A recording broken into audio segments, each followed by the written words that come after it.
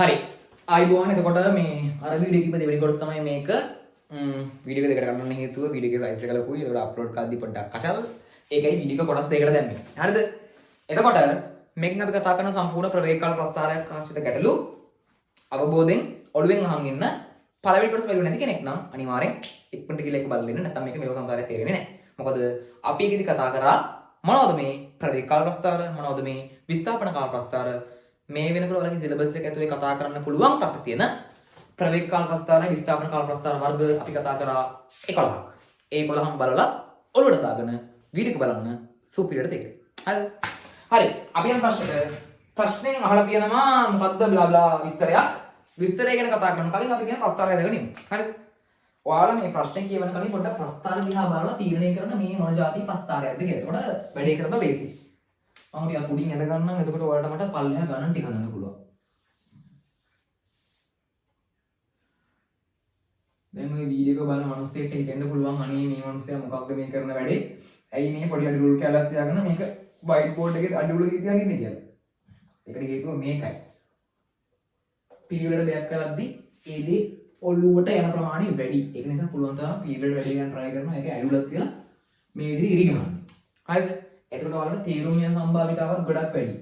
කරන්නම් වාලේ කරන්නේ නැතුව හරියට ඉරි ටික ගහලා ලස්සනට වැඩි කරාට පස්සේ ඔයාලට ඒක ලස්සනට උඩ දාගන්න ගොඩාක් උදව් වෙනවා. හරිද? හරි. චූටි වෙලාවක් දෙන්න මම මේක සඩ ගාලා ඉඳ ගන්නම්. මේ ඊට පස්සේ ප්‍රශ්න කතා කරමු ඈ.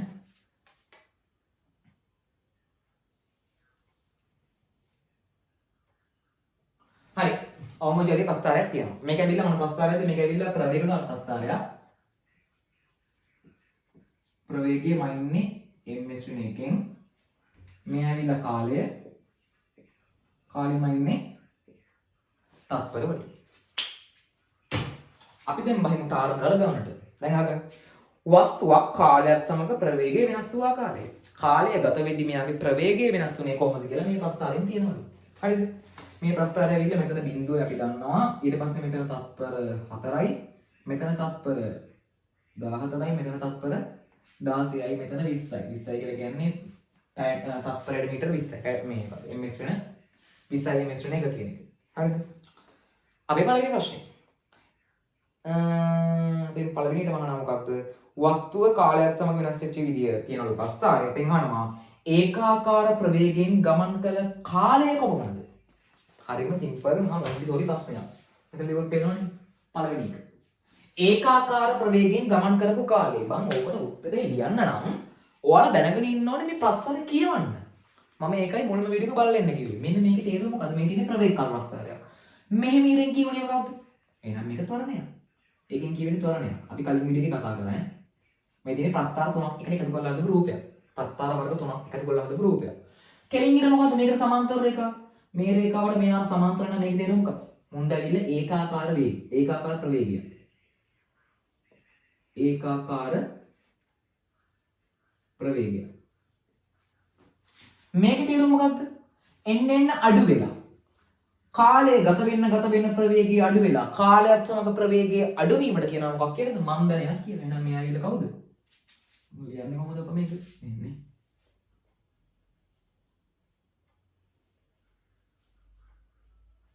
මේ ආවිල්ලා මන්දනයක්. ත්වරණයක්, ඒකාකාර වේගයක්, ඒකාකාර ප්‍රවේගයක්, මන්දනයක්. ඕක තමයි ඔන්න ඔය විස්තර ටික. හරිද? අපි මොකද්ද මුලින්ම අහන්නේ මේ ඒකාකාර ප්‍රවේගයෙන් ගමන් කරපු කාලය. මෙන්න මේ රේන්ජ් එකනේ ඒකාකාර ප්‍රවේගයෙන් ගමන් කරපු කාලය වෙන්නේ. එතකොට මෙන්න මේ රේන්ජ් එක තමයි ඒකාකාර ප්‍රවේගයෙන් ගමන් කරපු කාලය වෙන්නේ. බලන්න. තත්පර 4 ඉඳන් තත්පර 14 යනකම්. තත්පර 4 ඉඳන් තත්පර 14 යනකම් තත්පර 10ක කාලයක්. 4 ඉඳන් 14ට තත්පර 10ක් තියෙනවානේ. තත්පර 10ක කාලයක් කියලා දෙන්නේ කොහොමද? ඒකාකාර ප්‍රවේගයෙන්. එහෙනම් උත්තරේ මොකක්ද? තත්පර 10යි. 10යි තත්පර එහෙම නැත්නම් තත්පර 10යි. පැහැදිලිද? හරිම සරලයි. සරලව හිතන්න මේක ලොකුවට සැරකට ඔලුවට දාගෙන නම් කරන්න ටිකක් අමාරුයි. ඒක නිසා සිම්පලි හිතන්න. හරිද? මේ ප්‍රශ්න හරිම ලේසි. ඊළඟට වස්තුව චලිතයේදී අත්කරගෙන ඇති උපරිම ප්‍රවේගය. මුන්ද ගියපු උපරිම ප්‍රවේගය මේ අහන්නේ. බලන්න. උඩට යන්න මොකද්ද මේ වැඩිලා තියෙන ප්‍රවේගය? එහෙනම් මේකේ උඩම අවස්ථාවනේ අහලා තියෙන්නේ. ප්‍රවේගයේ උපරිමය කියන්නේ ප්‍රවේග අක්ෂය දිගේ උඩම අවස්ථාවනේ. ප්‍රවේග අක්ෂය දිගේ උඩම අවස්ථාව මොකද්ද? 20. එහෙනම් මෙයා ගියපු උපරිම ප්‍රවේගය කීයද? 20යි ms ඍණ 1. මෙයා ගියපු උපරිම ප්‍රවේගය 20යි ms ඍණ 1. හරි අසන්නයි. දැක්කද? අපි යමු ඊළඟ ප්‍රශ්නෙට. ඊළඟ ප්‍රශ්නේ ගැන කතා කරොත් මේකේ අහලා තියෙනවා වස්තුවේහි චලිතය, චලිත දිශාව, කාලය, චලිත ස්වභාවය යනවා විස්තර කරන්න. හරි අපි බලමු. දැන් අහගන්න ප්‍රස්ථාරයක් කියවන්නේ කොහොමද කියලා. ඔක තමයි අපි ළමයි ඊළඟට කෙලව ගන්න ගන්න. ප්‍රස්ථාරයක් කියවන්නේ බං මෙන්න මෙතන. මේ බිඳුව ලක්ෂණ තමයි කියවන්න පටන් ගන්න. ඔන්න කියවන්න පටන් ගන්න. හරිද? මුලින්ම කතා කරනවා කාලය ගැන. ඊට පස්සේ කතා කරනවා ප්‍රවේගය ගැන. ඔන්න බලන්න. තත්පර 4ක කාලයක් මෙතන මෙතනට. තත්පර 4ක කාලයක් තුල මෙයා ඉදිරියට ගමන් කරලා. තත්පර 4ක කාලයක් මෙයා ඉදිරියට ගමන් කරලා තත්පරයට මීටර් 20ක ප්‍රවේගයක් ලබා ගන්නවා. තත්පර 4ක් තුලදී මෙයා ඉදිරියට ගමන් කරලා 20 ms ශ්‍රේණි එකක ප්‍රවේගයක් ලබා ගන්නවා. ඒ කියන්නේ එයා ත්වරණය වෙනවා. තත්පර 4ක් තුලදී ත්වරණය වී 20 ms ශ්‍රේණි එකක ප්‍රවේගයක් ලබා ගන්නාලදී. එහෙම නැත්නම් තත්පර 4ක් ඉදිරියට චලනය වී තත්පර 4ක් ඉදිරියට චලනය වී 20 ms ශ්‍රේණි එකක ප්‍රවේගයක් ලබා ගන්නාලදී. ඔන්න පළවෙනි වාක්‍යය ඉවරයි. දෙවෙනි වාක්‍යය. මීළඟ තත්පර 10 තුල 4 ඉඳන් 14 ගාවට 10ක් තියෙනවා. මීළඟ තත්පර 10 තුල වස්තුව ඒකාකාර ප්‍රවේගයෙන් ගමන් කර ඇත. වස්තුව ඒකාකාර ප්‍රවේගයෙන් ගමන් කර ඇත. මීළඟ තත්පර 10 තුල වස්තුව ඒකාකාර ප්‍රවේගයෙන් ගමන් කර ඇත. දැන් දිනේ අපි මෙතන. 17 ඉඳන් 16 තත්පර දෙකක් තියෙනවා. ඊළඟ පොයින්ට් එක අවසන් තත්පර දෙක තුලදී වස්තුව මන්දනය වී නිශ්චල වී ඇත. ආයෙත් මම කියන්නම්. මෙතනින් පටන් ගත්තා මුල් තත්පර 4 තුලදී වස්තුව ත්වරණය වී 20 ms ශ්‍රේණි එකක උපරිම ප්‍රවේගයක් ලබා ගන්නාලදී. පළවෙනි වාක්‍යය ඉවරයි. ඊළඟ එක.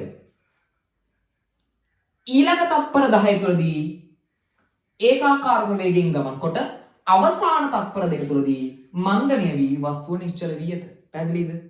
මේ කොටසින් කොටසට කාණ්ඩ කරන්නේ මෙයා පළවෙනි කොටස A, මෙයා දෙවෙනි කොටස B, මෙයා තුන්වෙනි කොටස C.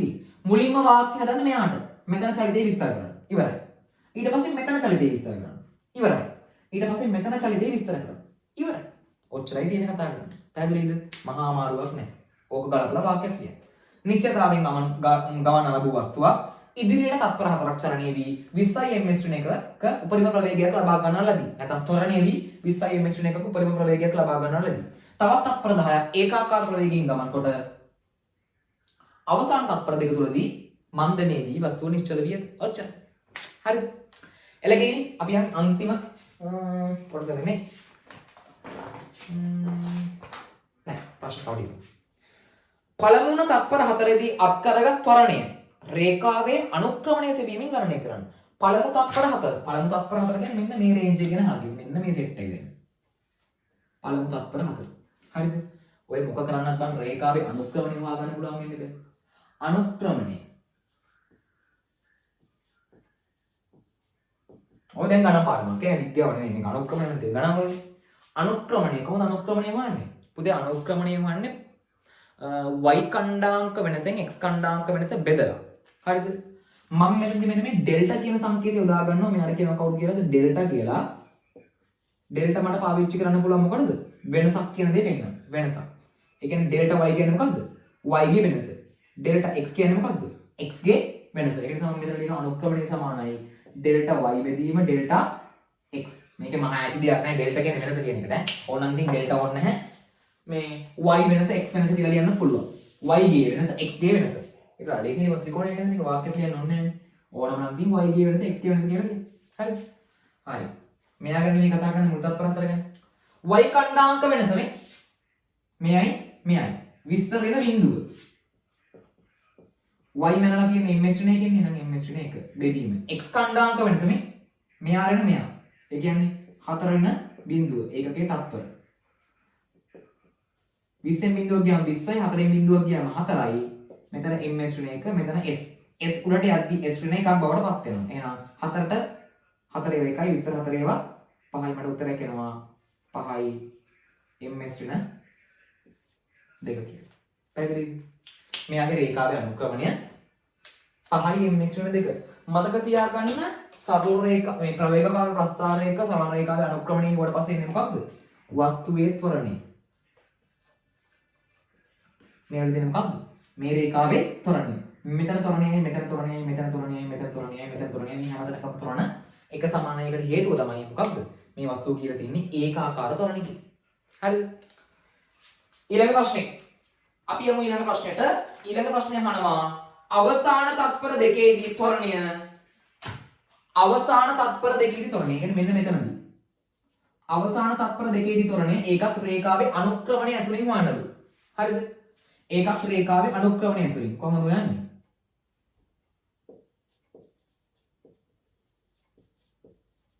අනුක්‍රමණය සමානයි y කණ්ඩාංක වෙනස බෙදීම x කණ්ඩාංක වෙනස. y කණ්ඩාංක වෙනස කියන්නේ මොකක්ද? හොඳට බලාගන්න මේක කරන්න හැටි ඈ. y කණ්ඩාංක වෙනස කියලා කියන්නේ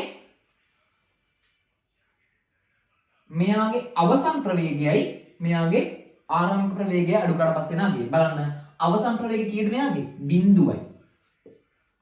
ආරම්භක ප්‍රවේගය ඒක ගන්න විදිහ පොඩ්ඩක් බලන්න ඈ. අවසන් වෙලා තියෙන මෙතන ඉන්නේ මෙහෙම ගිහිල්ලා මෙහෙමයි ගිහිල්ලා තියෙන්නේ. මෙහෙම ගිහිල්ලා මෙහෙම යනවා නම් අවසානයේ ඉන්නේ මෙයානේ. එහෙනම් මේ ලක්ෂ්‍ය ප්‍රවේගය ගත්තා. කීයද?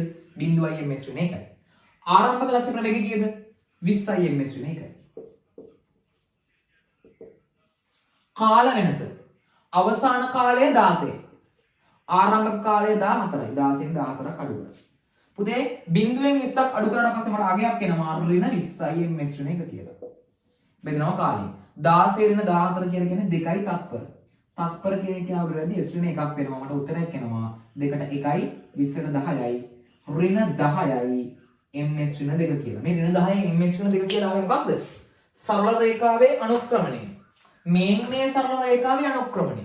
මම මේ මොන තැන අනුක්‍රමණය ගත්තත් එහෙම නැත්නම් මේ පොයින්ට් එකෙන් පොයින්ට් එකට අනුක්‍රමණය ගණනය කරත් මට එන්නේ ඍණ 10යි m ශ්‍රේණිය 2 කියලා. හරිද? පුතේ සරල රේඛාවේ අනුක්‍රමණයෙන් එන්නේ අපි දන්නවා ත්වරණයක් කියලා. එහෙනම් මෙතන මේ ආවේ මොකක්ද? ත්වරණය. ත්වරණය. අපි දන්නවා කවදාවත් ඍණ ත්වරණයක් එන්නේ නැහැ. එහෙනම් මෙතන තියෙන්නේ මොකක්ද? ධන 10යි m ශ්‍රේණිය 2ක මන්දනයක්. හැබැයි අපෙන් ඕව අහලා නැහැ. අපෙන් අහලා තියෙන්නේ මොකක්ද? මේකේ අනුක්‍රමණය. අපි ඔන්න ඒව අනුක්‍රමණය. අනුක්‍රමණය ආවේ ඍණ වලින්. ඍණ වලින් එන්නේ හේතුව මොකක්ද? මේක පල්ලම් බැලන්න තියෙන්නේ. අනිවාර්යයෙන් මෙතන ත්වරණයක් නෙමෙයි. මෙතන තියෙන්නේ මන්දනයක්. ආන් එකයි උත්තරේ ඍණ වලින් ආවේ. හැබැයි අපෙන් බලාපොරොත්තු වෙන්නේ ඕම් ඔය ඍණ උත්තරේම තමයි. උත්තරේ ඍණ 10යි m ශ්‍රේණිය 2. අපි දැන් යන ඊළඟ ප්‍රශ්නෙට. ඊළඟ ප්‍රශ්නේ. පළමු තත්පර 4දී සහ අවසාන තත්පර 2දී වස්තුව අත්කරගත් ප්‍රවේගයෙහි ඇති වෙනස්කම්. මුල් තත්පර 4යි අවසාන තත්පර 2යි මුන් දෙන්නගේ තියෙන ප්‍රවේග අතර වෙනස මොකක්ද කියලා අහනවා. පුතේ මුල් තත්පර 4 තුලදී ප්‍රවේගය මොකක්ද උනේ? ප්‍රවේගය වැඩි වුණා. මුල් තත්පර 4 තුලදී ප්‍රවේගය වැඩි වුණා. අවසන් තත්පර 4 තුලදී ප්‍රවේගය අඩු වුණා. ආන් ඒක නිසා ඔයාලට ලියන්න පුළුවන් පස්වෙනි එකට උත්තරේ විදිහට මුල් තත්පර 4 තුල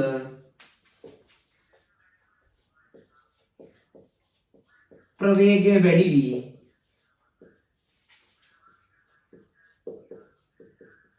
අවසාන තත්පර 2 තුල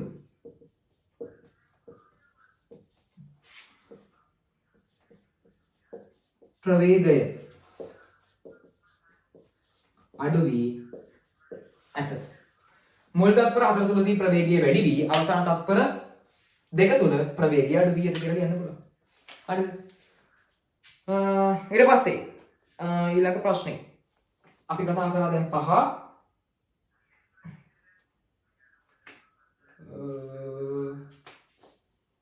ඊළඟ ප්‍රශ්නේ අපිට කතා කරන්න තියෙන්නේ චලිතයේදී සිදු කළ සම්පූර්ණ විස්ථාපනය. මම මෙතනින් හදුවොත් පේනවනේ. ඔව් පේනවා. ඊට පස්සේ අපි ඊළඟ ප්‍රශ්නේ අහන්නේ 6 වෙනි ප්‍රශ්නේ අහනවා මොකද්ද?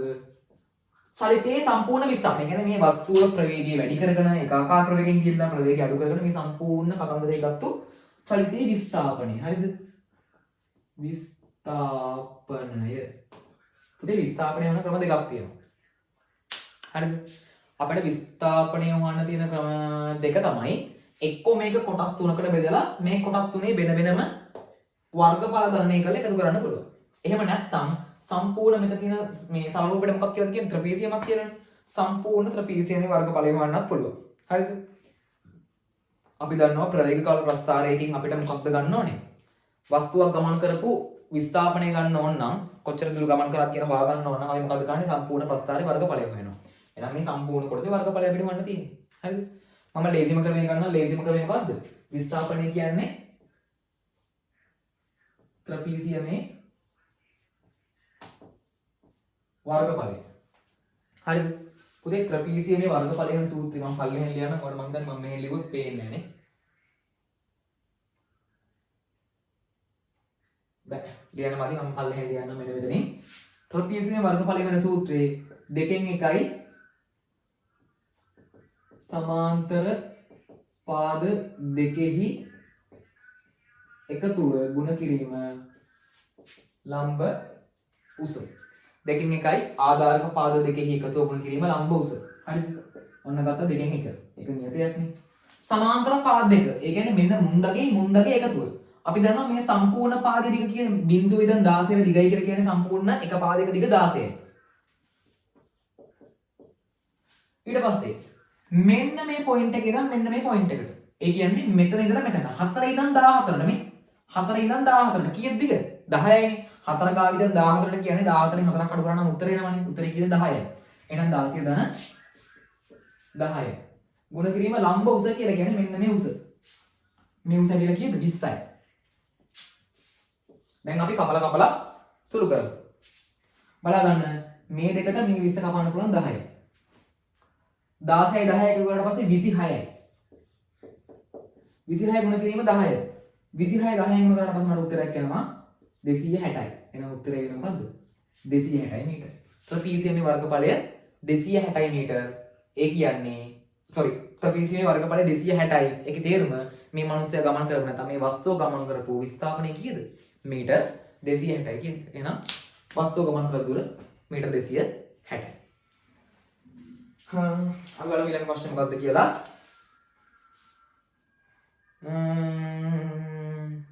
ප්‍රශ්න මුකුත් නැහැ ඔච්චරයි. ඔතනින් කතන්දරේ ඉවරයි. පුතේ ඔයාලට මොකක් හරි අහන්න දෙන්නක් මොකක් හරි තිබ්බොතින් මේ දීර්ඝායු පාරක් පස්සට දාලා බලන්න. මොකද මම පරිම සරලව කතා කරා වීඩියෝ කැලි දෙකක් විදිහට මේක අරන් ආයේ මොකද මුලින් ප්‍රස්තාව ටයිප්ස් ටික කියලා දීලා එක ප්‍රශ්නයක් සම්පූර්ණ සාකච්ඡා කරලා මම හිතන්නේ අහන්න පුළුවන් හැම පැත්තකින් වගේම ප්‍රශ්න මේකේ අහලා තිබ්බා. මේ වගේ ප්‍රශ්නයක් ගොඩ දා ගන්න පුළුවන් කියන්නේ සමහර රීකීචර තියෙන ප්‍රශ්නයක් ආවොත් අවුලක් නැහැ නැතිනම් ගොඩ දා ගන්න පුළුවන්. හරිද?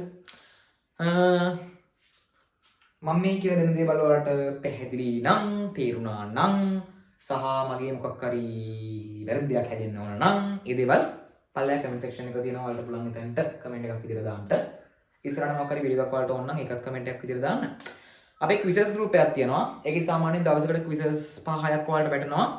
ඒතකොට දවස් ගානේ එක දවසකට 5 ගානේ නිකම්ම හිතන්න අවුරුද්දක් ඇති කීයක් එකතු වෙනවද කියලා 365 ගුණ කරන්නකෝ මම අර කිව්ව ගානේ. එතකොට එනවා ලොකු ක්විසස් ප්‍රමාණයක්. 1000කටත් වැඩි ප්‍රමාණයක්. අවුරුද්දක් ඇතුළත 1000කටත් වඩා ක්විසස්ම කරලා. ඒ කියන්නේ MCQ ප්‍රශ්න කරලා. ඒක එක්ක ඔයාලට පුළුවන් ඔයාලගේ නොලෙජ් එක පොඩ්ඩක් අප්ඩේට් කරගන්න ගෲප් වල ලින්ක්ස් පල්ලෙහා දාලා ඇති. පුතේ ගෲප් 3ක් මම හිතන් තියෙනවා. මොකද ඉන්න පිරිස ගොඩක් වැඩි නිසා ගෲප් ලින්ක්ස් කීපයක් දාලා තියෙනවා. ඒ ගෲප් ලින්ක්ස් තුනම try කරලා join වෙන්න පුළුවන් නම් එකට join වෙන්න. හැම එකටම ප්‍රශ්න ටික වැටෙනවා.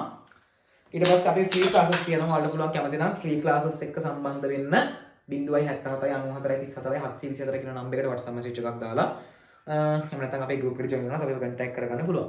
ඒවත් එක්ක අපි දාන free seminars free classes අනමනන් එක්ක සම්බන්ධ වෙන්න පුළුවන්. අලුත් වීඩියෝ එකකින් හමු වෙමු. එතකන් මේ වීඩියෝ එක බලන්න, අධ්‍යයනය කරන්න, වැඩ ටික ගොඩ දාගන්න අලුත් වීඩියෝ එකකින් හමු වෙමු.